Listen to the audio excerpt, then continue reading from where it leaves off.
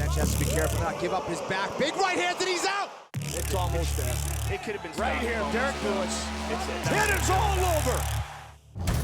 With 10 fights over the past 3 years, Derrick Lewis is the UFC's most active heavyweight and has emerged as one of the most promising prospects in the division. Oh! Down goes Gonzaga, he's out! The Black Beast, yet again!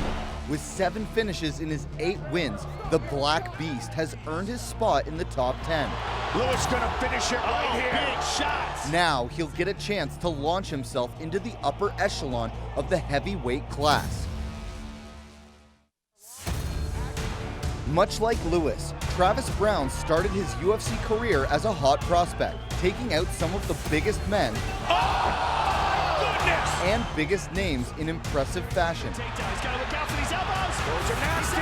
It is all over. Sit right. He's hurt. Can the 6'7" Hawaiian, who has recently come up short against 3 former heavyweight champions, get back on track and live up to the potential he showed early in his career?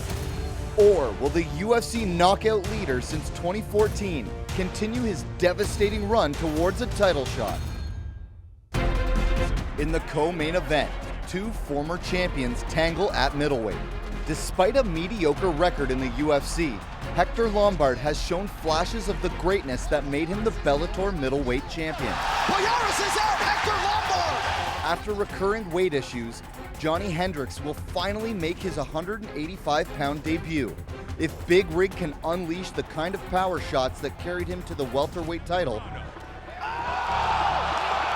it could be a quick night for the former champion.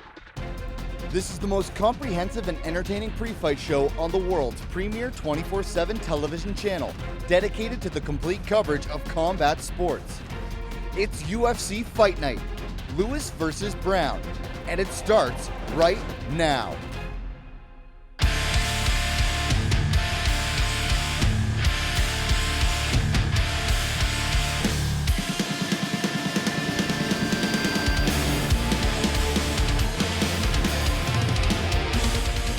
It is John Pollock here alongside Cody Saptic and Robin Black. Welcome to Fight News Now. Over the next hour, we are going to be chatting about the UFC's return to Halifax, Nova Scotia. It will be the second time they have run a card from Halifax, and this will feature, I think, at the top, 2 fights where there is a lot of focus on Travis Browne and Johnny Hendricks. A lot of interesting stories going into this card.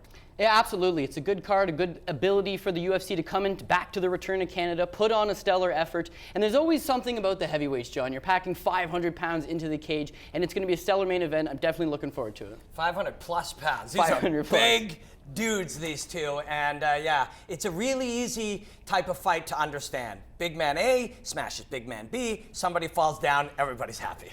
It's going to be going down from the Scotiabank Arena in Halifax, Nova Scotia on Sunday night. It is a special Sunday night card from the UFC, and the main event slot goes to the heavyweights as Derrick Lewis is going to look for his 6th consecutive victory, and he's going to be taking on Travis Browne in this fight. The reach is identical as Travis Browne, 2 years older, and interesting the fact that the reach is identical given that Travis Browne 4 inches taller to Derrick Lewis. And Derrick Lewis is an interesting heavyweight, incredible power, and we have seen him against, very good opposition at heavyweight. Maybe Roy Nelson being the toughest test he has had thus far. But to me, Travis Browne, especially a focused and on-point Travis Browne, this should be his toughest fight. But there's many questions surrounding Travis Browne in this fight as well, Cody. You would think that, and with Derrick Lewis being the most active heavyweight currently, every time out you expect to see marginal improvements out of him. He's young, he's athletic, he's improving every day, but there's something that's just missing, and I think a lot of it is that takedown defense. You mentioned that Roy Nelson fight, taking down 7 times in there.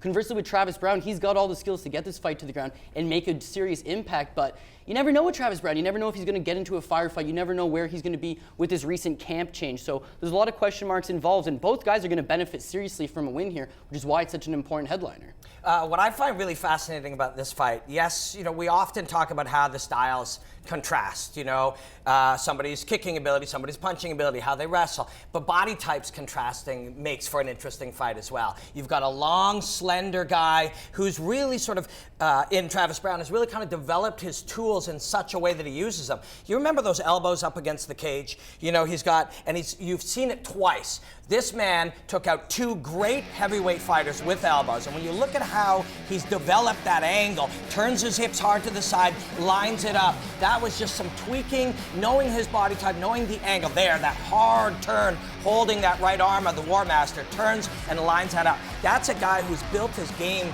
around his attributes and his body type.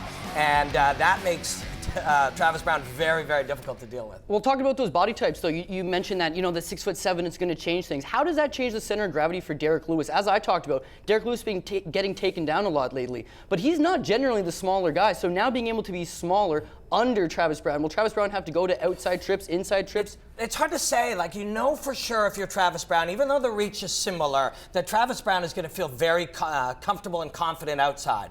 But Travis Browne also likes to get the body lock, even on shorter men, and he can get to the back, and he can deal with the weight. They say that Derrick Lewis cuts down from close to 300 pounds, and by fight time, he's close to 300. But we've seen Travis Browne pick up huge guys before. He threw Matt Mitrione through the air. But how he lines up with the shorter, wider guy, it's something he's faced before. Heavyweight is a division where you can change momentum very quickly. For Derrick Lewis, he's won 5 straight. For Travis Browne, he's coming off a series of difficult losses. But if we take a look at the rankings, and the fact is that this is a pretty loaded division at this point. Heavyweight has really found itself in the UFC, and there we see Derrick Lewis ranked at the 8th position, right above Travis Browne. Travis Browne comes out and looks like the Travis Browne of a number of years ago.